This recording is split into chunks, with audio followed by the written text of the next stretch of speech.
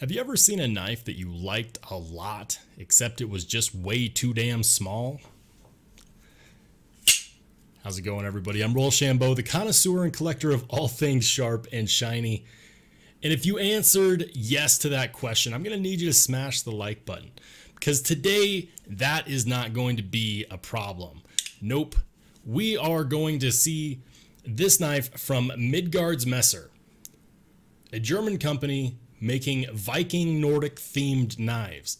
And they're doing it differently, and I appreciate that, because after reviewing so many knives, a lot of the ones that don't stand out just mold into one, and I become numb to them, and they shall forever be known as blah. So yeah, not an issue today. I received this as well as a few other knives from them, from Midgards Messer, a few days ago. Shout out to Mike from Midgards Messer USA. He runs the US distribution. He was kind enough to lend me these from his personal collection. And I'm currently in the process of seeing if I can convince him to sell me a few of these. I don't expect him to, but if he does, that would be fantastic.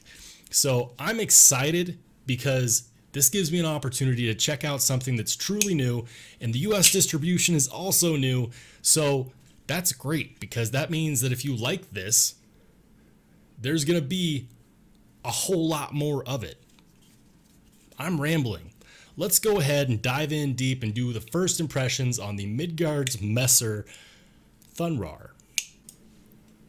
Alrighty, everybody, let's go ahead and hop right in. This is the Midgards Messer Thunrar, and I'm not sure what Thunrar means. I did try to look it up on Google, but Google failed me yet again, because I at first thought that it was like Thunder God or something like that. But yeah, I couldn't find a direct translation for that.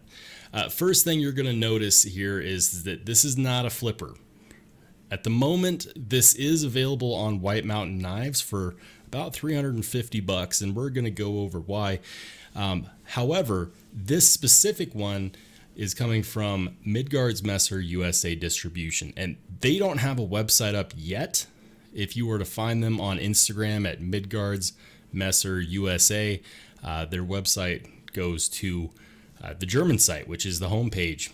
This is a German knife company that specializes in Nordic themed knives, and I'm a-okay with that. The Germans know what they're doing when it comes to engineering and production and design, and I'm a big fan of Vikings, so it's a good mix.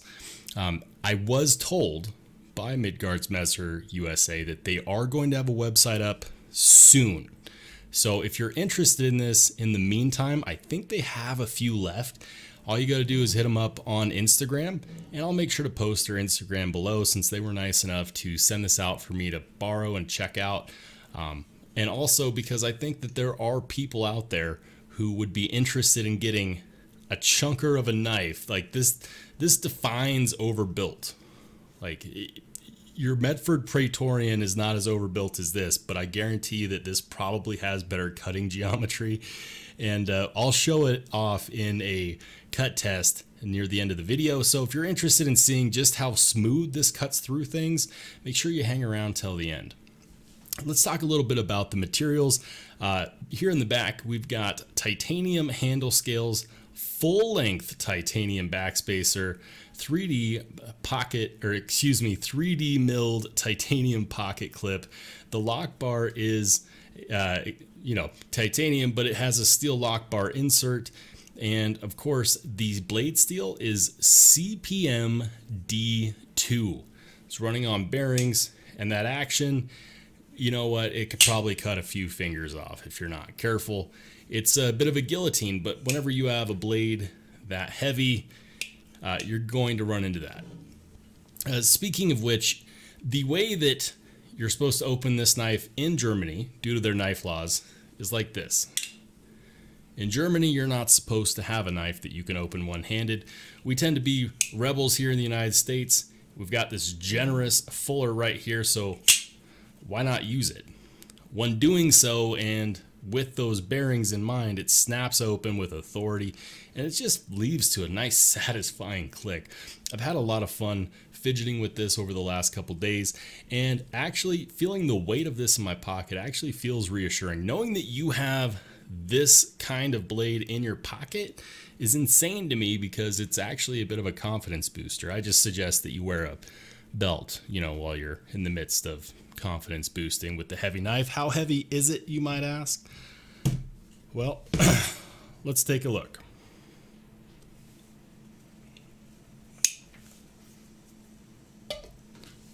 Survey says just shy of 12 ounces.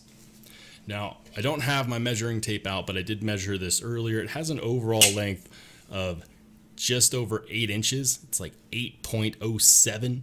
So it's not actually a super long knife, and I'll show you what I mean by doing a quick comparison.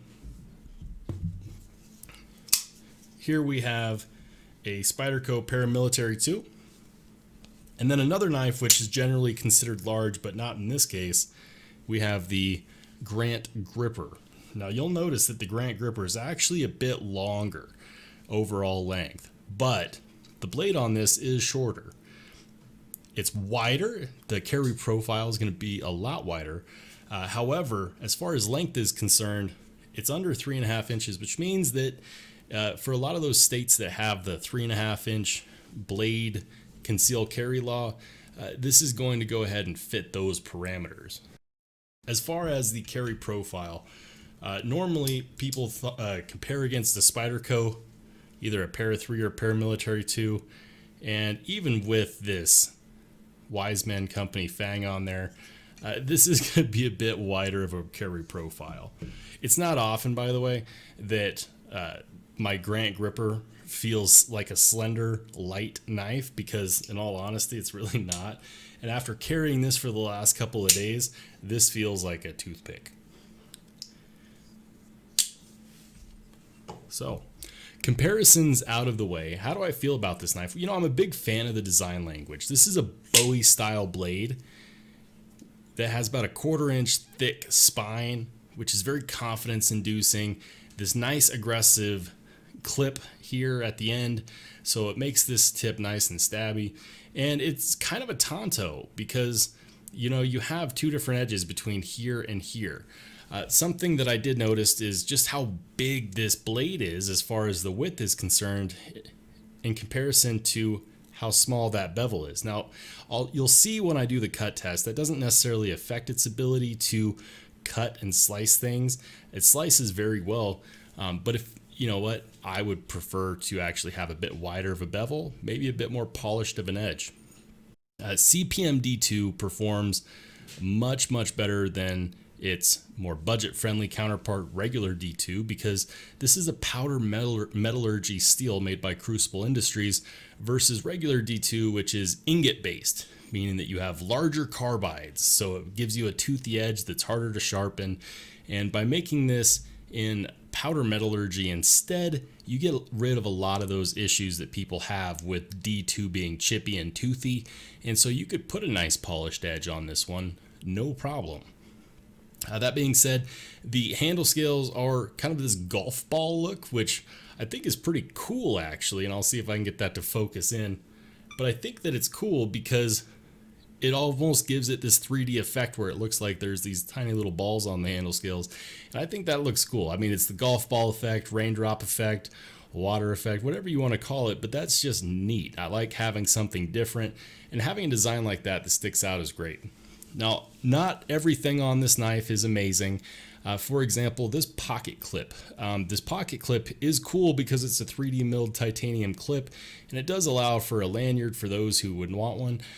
However, if we look in here, you'll notice that it's going to leave quite a bit sticking out of the pocket, about that much. Now, when you have a knife this size sitting in there anyways, it's kind of a non-issue in my opinion, because you already have a bulge in your pocket.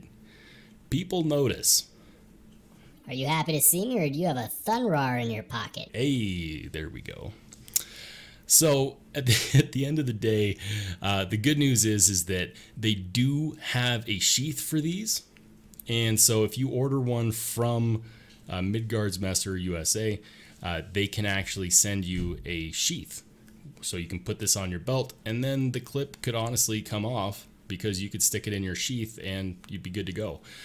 Something that I'm a huge fan of is just how rounded these are. Like, this is not just knocked down, this edge is rounded, and that helps with the ergonomics a lot. Anything that you lose in ergonomics because of this pocket clip, you make up with the ergonomics by having the edges rounded off everywhere else. You've got nice scalloping, a nice cutout there for the finger groove, and that finger groove is actually where the weight lies. That's very balanced. It's kind of the balance point. See if I can get it. There we go. Kind of hard to do under the camera, but the balance point is right underneath that finger groove, and it's just neat. We do have some big old sawtooth gap tooth jimping here at the top, which is obviously where your thumb goes so that you can get some extra leverage against the spine of the blade right there. It's honestly pretty cool. I'm a big fan of that. And of course, the fidget factor on here so far has been great. You only have two ways to deploy this. You could do it the German legal way, like that, or you could be a rebel and do that. That's just so much fun and so satisfying too. You know, for all of you who were once a kid that wanted to have a sword that you could carry with you, this is for you. And I'm really excited that the USA distribution is getting up and running so that we can have knives like this more readily available here in the States. Because currently, the closest thing we can get is cold steel, and cold steels do tend to be, you know, a bit ridiculous. This isn't exactly an Espada XL, but every time a cold steel fan says, "That's cute, but that's not a knife, this is a knife," you can whip out your Thunrar and say, "This is also a knife." You know, knife measuring contests aside, I do think that it's great that we have options, and the design language really does speak to me because it is different. You know, I look at so many knives that are decent knives because they have good action and good materials, but at the end of the day, the design is the same as the same as the same as the same. And those knives just meld into one that I call blah. Knives like this get me out of that funk. They keep me from becoming numb because this is not the same. This is different, and it's cool. And guess what? If you're a collector, because I know what you're thinking, man, CPM D2, $350, you know, what's going on here? The USA versions were made out of 20. So this one that I have in my hands right now is 12 out of 20. They're doing these limited runs, and when they're popular, they come out with secondary runs. But you know what? Once they're gone, and if you want one, you have to kind of hope that you can get one on the secondary market. So I highly suggest that if you're interested in this, you reach out to Mike on Instagram, and I'll make sure to link the Instagram down below in the description as well. Like I mentioned, that's currently the way to get a hold of them.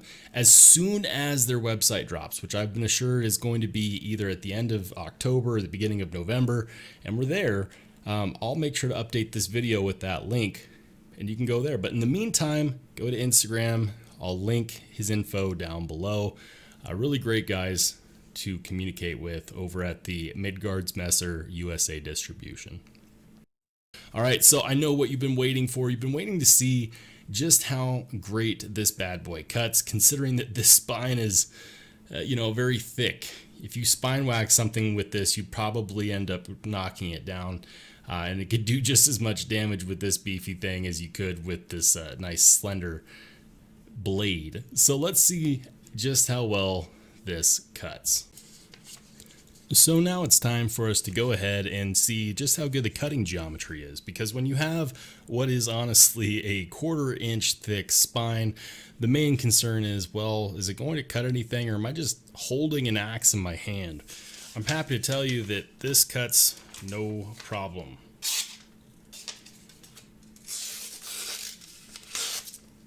And the truth is that you could get a much better edge out of this if you were to widen that edge bevel. Again, this is a used knife, and it's not having any problems going through the rest of that paper. But one thing that I will notice is the fact that this bevel is a factory bevel, meaning that it's very short.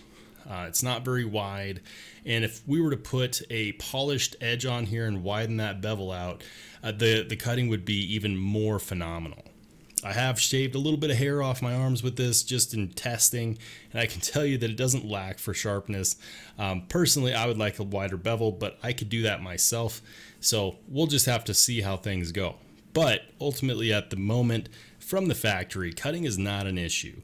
And with that CPM D2 being a powder metallurgy tool steel, you're not really going to have to worry about the blade chipping. It's very tough. CPM D2 is not very common from what I've seen, but it is one of my favorite blade steels. So when you can find it, get it, especially if you like CTS XHP, because it's extremely similar to that in performance. Again, main difference is just not as rust resistant. So use your REM oil. But yeah, guys, this is one that's super cool. I'm going to have a lot of fun carrying this and also ranking it. Once we get a week or two down the road, I'm going to give it a rank. Will it reach Valhalla? Will it be a grail? You'll have to stick around to find out. And if you do, make sure you hit that subscribe button, because I come out with ranking videos about a week to 2 weeks after I come out with the overview video or the first impressions video or whatever you want to call this. Let's not put a label on it. If you enjoy it, you enjoy it, and so do I. Other than that, my friends, that is all that I have for you. If you liked the video, make sure you give it a thumbs up. If you didn't like it, boo-hoo, there's a button for you too. And make sure you hit subscribe. Other than that, I'll see you on the flip side.